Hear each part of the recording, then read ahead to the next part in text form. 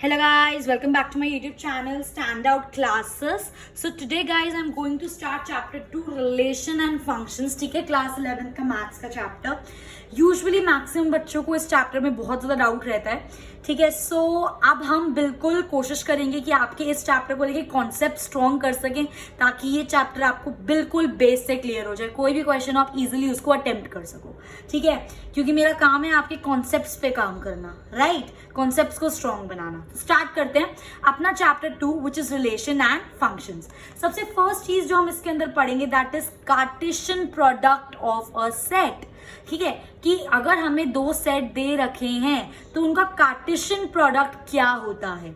उससे पहले भी हमें ये पता होना चाहिए कार्टेशियन प्रोडक्ट ही क्या होता है. ठीक है, फॉर एग्जांपल मैंने दो सेट लिए, let A and B be two non empty sets. मैंने कौन से सेट्स लिए हैं गाइस?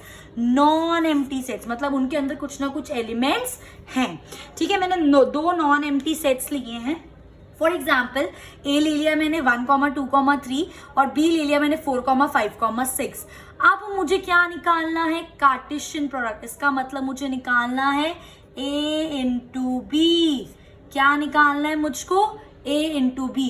किन्हीं भी दो सेट्स को जब हम मल्टीप्लाई करते हैं उसको हम क्या बोलते हैं? उसका कार्टेशियन प्रोडक्ट. सो अगर ए मेरा 1, 2, 3 है, बी मेरा 4, 5, 6 है, तो मेरा A into B that is, मैंने यहाँ पे लिखा हुआ है, this is known as the Cartesian product of two sets. जब हम उन दो को मल्टीप्लाई करते हैं तो हमें क्या मिलता है? कार्टेशियन प्रोडक्ट मिलता है. ठीक है, अब देखो अगर मुझे P दे रखा है गाइस, अगर मुझे P दे रखा है फॉर एग्जाम्पल ABC और मुझे Q दे रखा है फॉर एग्जाम्पल 1, 2. अब मुझे इनका कार्टेशियन प्रोडक्ट निकालना है. दैट मीन्स या तो मुझे P इंटू Q निकालना है या तो मुझे Q इंटू P निकालना है. आई होप ये चीज आपको समझ आ रही है कार्टेशियन प्रोडक्ट होता क्या है. ठीक है, अब चलो मैंने यहाँ पे अब आपको निकाल के दिखाती हूँ कि हम निकालते कैसे हैं. ठीक है, हम इनमें दो ऐसे सेट्स बना लेते हैं. ए मैंने लिया 1, 2, 3 और बी मैंने लिया 4, 5, 6. अब इनको हमें मल्टीप्लाई कैसे करना है बिल्कुल ध्यान से समझना. जो पहला इसका ये सेट है आप इसको इसके फर्स्ट एलिमेंट से मल्टीप्लाई करो तो क्या बन गया आपका? 1, 4 बन गया. ठीक है, अब इसी 1 को हम किससे मल्टीप्लाई करेंगे? 5 से. तो नेक्स्ट पेयर मेरा क्या बन जाएगा? 1, 5. अब इसी को मैं मल्टीप्लाई करूंगी 6 से, तो नेक्स्ट मेरा पेयर क्या बन जाएगा? 1, 6. आई होप ये चीज समझ आ रही है गाइस. सिमिलरली अभी तो सिर्फ इतना करा है हमने. ठीक है, अब मैं क्या कर रही हूँ? 2 को मल्टीप्लाई करेंगे हम किससे? 4 से. तो नेक्स्ट पेयर मेरा क्या बन जाएगा? 2, 4. ठीक है, उसके बाद मैं 2 को किससे मल्टीप्लाई करूंगी? 5 से. तो नेक्स्ट पेयर मेरा क्या बन जाएगा? 2, 5. उसके बाद मैं 2 को किससे मल्टीप्लाई करूंगी? 6 से. तो नेक्स्ट पेयर मेरा क्या बन जाएगा? 2, 6. ठीक है, सिमिलरली अभी हमारा एक एलिमेंट और बचा है विच इज 3 को अगर मैं मल्टीप्लाई करती हूं तो क्या मिलेगा मुझको? ध्यान से देखेंगे सारे बच्चे कि अगर हम 3 को मल्टीप्लाई करते हैं तो क्या मिलेगा. देखो 3 को सबसे पहले किससे मल्टीप्लाई करेंगे हम लोग? 4 से. 3 को सबसे पहले किससे मल्टीप्लाई करेंगे? 4 से. तो यहाँ पे क्या आ जाएगा? 3, 4. फिर 3 को किससे मल्टीप्लाई करेंगे? 5 से. तो यहाँ पे क्या आ जाएगा? 3, 5. फिर 3 को किससे मल्टीप्लाई करेंगे? 6 से. तो यहाँ पे क्या आ जाएगा? 3, 6. आई होप ये चीज आपको समझ आई है guys. So this is our Cartesian product. मतलब ए इंटू बी का मेरा सेट ये होगा. तो मैंने कैसे निकाला? पहले 1 जो ए का पहला एलिमेंट था उसको बी के तीनों एलिमेंट से मल्टीप्लाई करा. फिर जो ए का सेकेंड एलिमेंट था उसको बी के तीनों एलिमेंट से मल्टीप्लाई करा. और फिर जो ए का थर्ड एलिमेंट था उसको भी मैंने तीनों एलिमेंट से मल्टीप्लाई करा. तो मुझे क्या मिल जाएगा? ए इंटू बी. और जो हमें ए इंटू बी में ये पेयर्स मिलते हैं इनको हम क्या बोलते हैं? Ordered pairs. अब सवाल ये पैदा होता है कि इनको ऑर्डर्ड पेयर्स क्यों बोला जाता है. पहली बात, ऑर्डर्ड पेयर्स होते क्या हैं? ठीक है, ऑर्डर्ड पेयर वो पेयर होते हैं in which first element belongs to set A. जो आपका फर्स्ट एलिमेंट है हर पेयर का वो आपका किस में आना चाहिए? सेट ए में. And second element belongs to set B. और जो आपका सेकेंड एलिमेंट है वो किस में आना चाहिए? बी में. तो आप देख सकते हो इसका फर्स्ट एलिमेंट 1 ए के अंदर है, 1 ए के अंदर है, 1 ए के अंदर है, 2 ए के अंदर है, 2 ए के अंदर, 2 ए के अंदर. सिमिलरली 3, 3, 3 जो हमारा ए के अंदर है. इसमें देख लो 4, 5, 6 सेकेंड एलिमेंट 4, 5, 6 बी के अंदर है. नेक्स्ट ऑल्सो 4 5 6 बी के अंदर है, 4 5 6 बी के अंदर है। तो जितने भी हमारे ऑर्डर्ड पेयर्स हैं उसका फर्स्ट एलिमेंट मेरा सेट ए से आ रहा है, और जो मेरा सेकंड एलिमेंट है उसका मेरा जो एलिमेंट है वो सेट बी से आ रहा है। तो उन्हीं को हम ऑर्डर्ड पेयर्स बोलते हैं, जिसमें सारे जो फर्स्ट एलिमेंट होते हैं वो एक सेट से बिलोंग करते हैं, और जो सेकंड एलिमेंट होते हैं वो सेकंड सेट से बिलोंग करते हैं। आई होप ये चीज आपको समझ आई होगी गाइस, आई होप ये चीज आपको क्लियर हुई होगी। ठीक है, मूविंग ऑन नेक्स्ट। अब देखो, जैसे अभी हमने यहाँ पे क्या निकाला, हमने यहाँ पर निकाला a इंटू बी। अब इसी तरीके से हम निकाल सकते हैं b इंटू ए। कैसे निकालेंगे, आ जाओ फिर से। अब मैंने क्या करा, सबसे पहले 4 को मल्टीप्लाई करा 1 से, तो 4, 1, फिर 4 को मल्टीप्लाई करा 2 से, तो 4, 2, बीच में कॉमा आएगा। फिर मैंने मल्टीप्लाई करा 4 को 3 से, तो 4, 3। ठीक है, नेक्स्ट पर आओ जरा। अब 5 को मल्टीप्लाई करा 1 से, तो क्या आ जाएगा मेरा 5, 1। फिर 5 को 2 से, तो 5, 2। फिर 5 को 3 से, तो 5, 3। आ रही है मेरी बात समझ।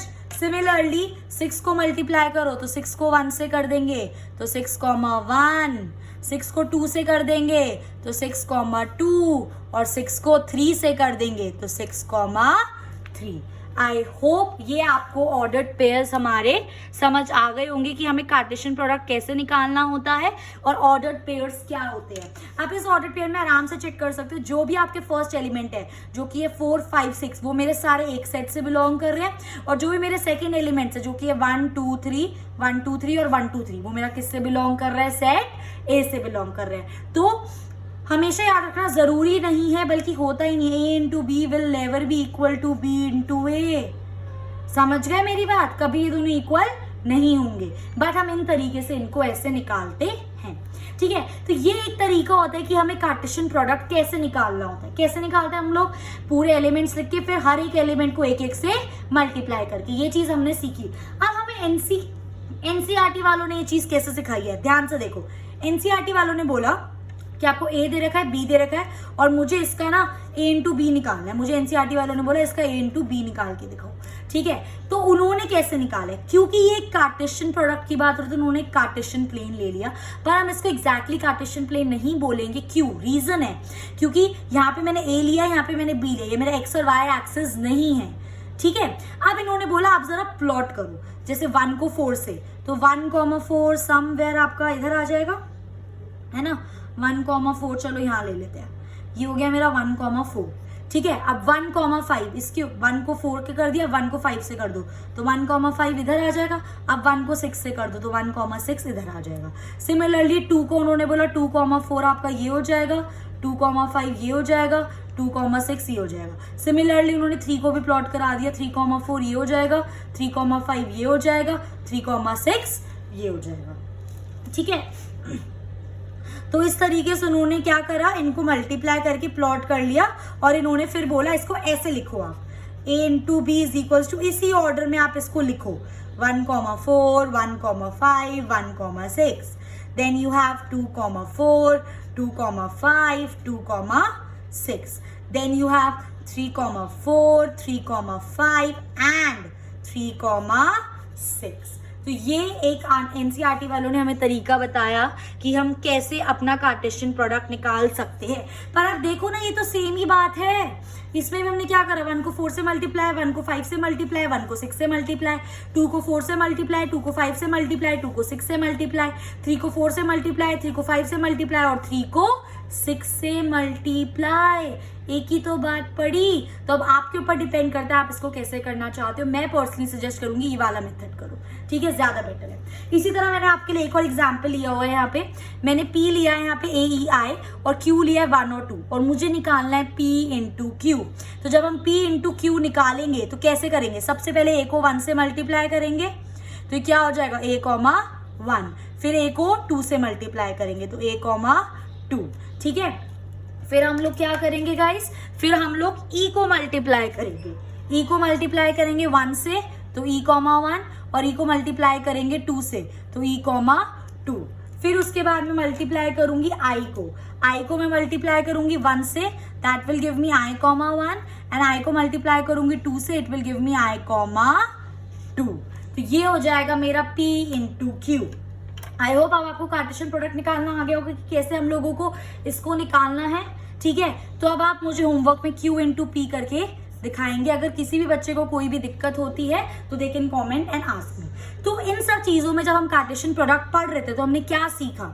सो we can easily observe that each element of first set, सारे element of first set is making a pair with each element of second set. खुद देख सकते हो ना यहाँ पे ईच एलिमेंट, ए ने 1 के साथ भी पेयर बनाया, ए ने 2 के साथ भी पेयर बनाया, ई ने 1 के साथ भी पेयर बनाया, ई ने 2 के साथ भी पेयर बनाया, आई ने 1 के साथ भी पेयर बनाया, आई ने 2 के साथ भी पेयर बनाया। तो ईच एलिमेंट ऑफ सेट, देखो क्या है यहाँ पे, ईच एलिमेंट, हर एक एलिमेंट किसका? फर्स्ट सेट का। Each element of first set pair बना रहा है किसके साथ? Each element of second set. I hope ये चीज अब आपको बिल्कुल क्लियर हो गई होगी। फर्स्ट सेट के जितने भी एलिमेंट्स है वो पेयर बना रहे हैं सेकंड एलिमेंट के हर एलिमेंट के साथ। A1 के साथ भी, A2 के साथ भी। यहाँ पे देख लो 4 1 के साथ, 4 2 के साथ, 4 3 के साथ। तो 4 एक एलिमेंट था जिसने हर पेयर बनाया A के सारे एलिमेंट्स के साथ। उसी तरह 5B का एक वो एलिमेंट है जिसने पेयर बनाया A के सारे एलिमेंट के साथ। उसी तरह 6B का एक ऐसा एलिमेंट है जिसने पेयर बनाया A का सारे एलिमेंट के साथ। So when each element of first set is making pair with all the element of second set, तो हम सिंपली कह सकते हैं therefore Cartesian product is set of ordered pairs. Ordered pairs क्यों होता है? क्योंकि जो इसके फर्स्ट एलिमेंट्स होते हैं वो बिलोंग करते हैं फर्स्ट सेट पे, और जो सेकंड एलिमेंट्स होते हैं पेयर के वो बिलोंग करते हैं सेकंड सेट पे। तो therefore Cartesian product is a set of ordered pairs. ठीक है, सच दैट अगर A इंटू बी मैं करूँ तो मेरे पास जो पेयर आएगा, जो मेरा फर्स्ट सेट है वो मेरा फर्स्ट सेट पे बिलोंग करेगा, और जो मेरा सेकंड एलिमेंट होगा वो मेरा सेकंड सेट से बिलोंग करेगा। So this was all about कि हमें एक कार्टेशियन प्रोडक्ट कैसे निकालना होता है, and I am damn sure ये चीज आपको अच्छे से क्लियर हो गई होगी। ठीक है गाइस, उसी तरह इसी के बेस पे मैंने कुछ ऑब्जर्वेशंस लिखे हैं। अब खुद सोचो, if A and B are infinite sets, A और B हमें दो ऐसे सेट दे रहे हैं जो इनफाइनाइट है, हमें पता ही नहीं है कहाँ पे खत्म हो रहा है। तो A इंटू बी जब हम उसका कार्टेशियन प्रोडक्ट निकालेंगे वो भी तो इनफाइनाइट ही होगा, वो भी हमें नहीं पता कहाँ खत्म होगा, है ना, common sense. So if A and B are infinite sets, then A into B is also a infinite set. I hope ये चीज आपको क्लियर हो गई होगी। इसी के बेस पे मैंने यहाँ पे आपकी सेकेंड ऑब्जर्वेशन लिखी है, if any of the set A या B, कोई भी A या B में से इज अ एम्प्टी सेट, मतलब या तो A मेरा एम्प्टी सेट है या तो मेरा B एम्प्टी सेट है, तो जब भी मैं उन दोनों का कार्टेशियन प्रोडक्ट करूंगी तो मेरे को एक एम्प्टी सेट ही मिलेगा। फॉर एग्जाम्पल A मैंने ले लिया 1 2 3, B ले लिया मैंने 5। ठीक है, तो 1 into 5 5, 2, 5 5, 3, 5 5। तो मतलब दोनों में से कोई भी एक अगर आपका एम्प्टी सेट होता है तो उनका कार्टेशियन प्रोडक्ट भी क्या होगा? आपका एम्प्टी सेट होगा। ठीक है, सेकेंडली थर्ड ऑब्जर्वेशन इससे regarding, if they are two equal ordered pairs, हमें क्वेश्चन में दे रहा है कि दो ऐसे पेयर है जो इक्वल है, तो जो उसका फर्स्ट एलिमेंट होगा, मतलब इसका जो फर्स्ट एलिमेंट है वो इसके इक्वल होगा और इसका जो सेकंड एलिमेंट है वो इसके इक्वल होगा, क्योंकि ये इक्वल दे रखे हैं। ठीक है, तो मैंने ये चीज यही लिखी है, there are two equal ordered pairs means first element of both the pair, first element of both the pair and second element, ध्यान से देखना, first element of both the pair and second element of both the pair will be equal. तो A will be equal to 1 and B will be equal to 2। एक और example लेते हैं, मुझे दे रखा है PQR और मुझे यहाँ पर दे रखा है AEI। ठीक है, अब मुझे P will be equal to A, Q will be equal to E and R will be equal to I। ठीक है, तो ये होता है इसका मतलब। नेक्स्ट मेरा कॉन्सेप्ट है how many elements are there, कितने एलिमेंट्स आएंगे A इंटू B में? बहुत ज्यादा सिंपल है, number of elements in A for example P है, number of elements in B for example Q है, तो A इंटू B में कितने आएंगे? P into Q elements. ठीक है, फॉर एग्जाम्पल मैंने यहाँ पे A ले लिया गाइस 1,2, B ले लिया मैंने गाइस 3,4, तो A में मेरे कितने एलिमेंट्स है? 2, B में मेरे कितने एलिमेंट्स है? 2। ठीक है, तो A इंटू B में मेरे कितने एलिमेंट्स होंगे? 2 into 2, that will give me 4।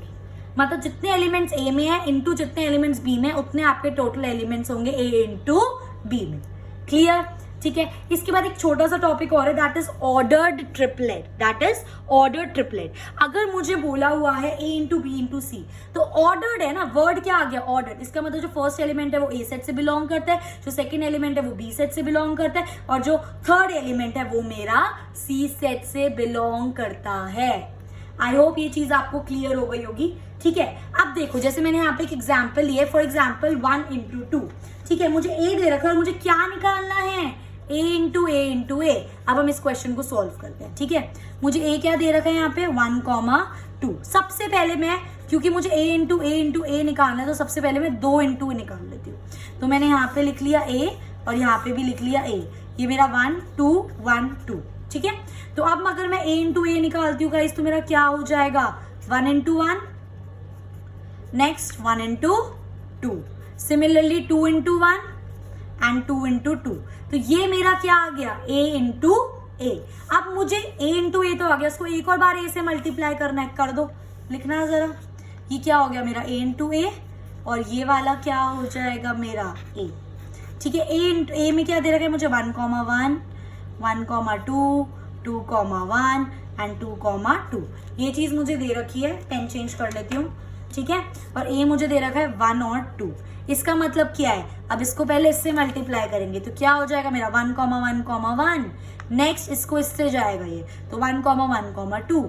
फिर ये वाला इससे जाएगा तो 1,2,1, ये इधर जाएगा ना, और ये इधर जाएगा। फिर ये क्या हो जाएगा 1,2,2। फिर ये इधर जाएगा तो ये जाएगा 2,1,1। फिर ये इधर जाएगा तो 2,1,2। फिर ये वाला इसके साथ हो गया, ये वाला इसके साथ, अब लास्ट वाला 1 के साथ और 2 के साथ। तो ये क्या हो जाएगा 2,2,1 और 2,2,2। तो ये हो गया आपका A into A. I hope ये चीज आपको क्लियर हो गई होगी। ठीक है गाइस, ओके। अब हमने बेस कर लिया है अपनी फर्स्ट एक्सरसाइज का, फटाफट से स्टार्ट करते हैं एग्जाम्पल्स। अब देखो मुझे एग्जाम्पल 1 बोल रहा है if x plus 1 and y minus 2 is equal to this, तो हमें x और y की वैल्यू निकालनी है। अभी मैंने यहाँ पे ये प्रॉपर्टी पढ़ी, अगर 2 इक्वल होते तो मतलब फर्स्ट एलिमेंट इसका will be equal to this, तो x plus 1 will be equal to 3। तो यहाँ से x की वैल्यू सिंपली आ जाएगी, 3 यहाँ पे प्लस है, वहां जाके 1 प्लस है, वहां जाके क्या हो जाएगा माइनस, तो आपकी x की वैल्यू क्या आ जाएगी इज इक्वल्स टू 2।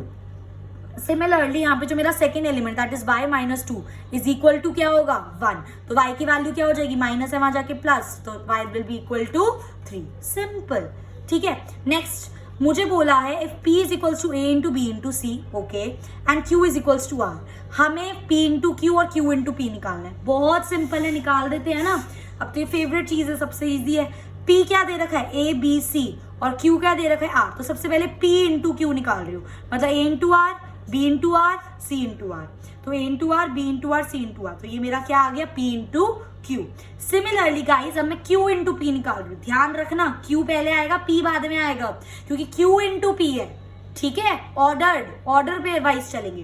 तो r into A, R into B और r इंटू सी, तो r into A, R into B, R into C. तो ये हो गया मेरा p इंटू क्यू और ये हो गया मेरा q इंटू पी।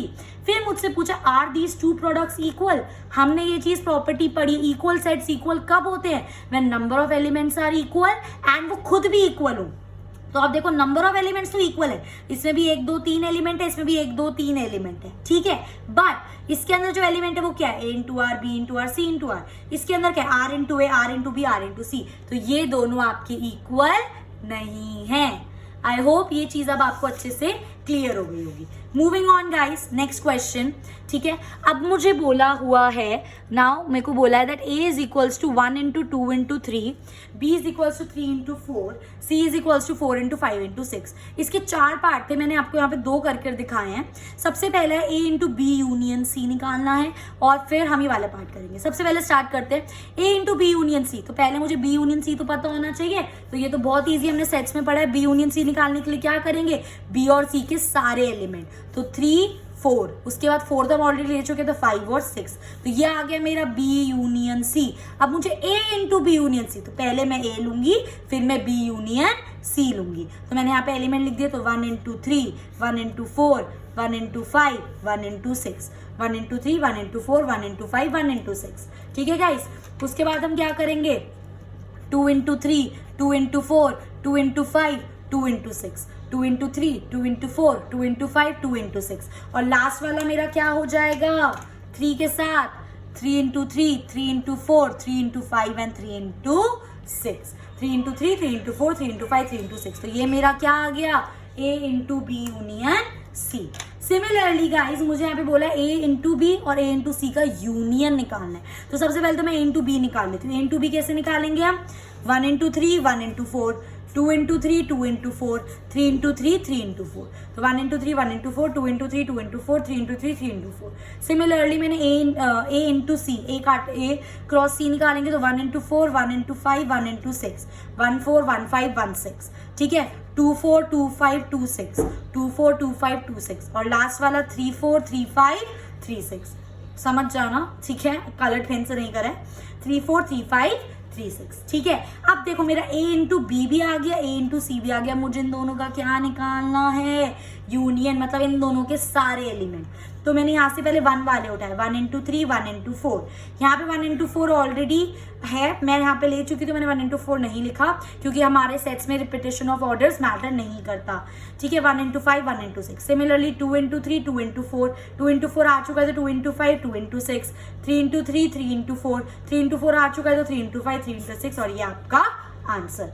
अगर आपका कॉन्सेप्ट स्ट्रॉन्ग है तो कितना ईजी है करना, ठीक है। नेक्स्ट एग्जाम्पल, इफ P 1, 2 दे रखा है तो हमें क्या फॉर्म करना है P into P into P। ऐसा सेम क्वेश्चन मैंने अभी आपके साथ इंट्रोडक्शन में डिस्कस करा है, that is A into A where A is equals to 1 into 1, 2, बस यहाँ पे A और यहाँ पे P है, तो ये चीज हम डिस्कस कर चुके हैं, तो same question done in the intro.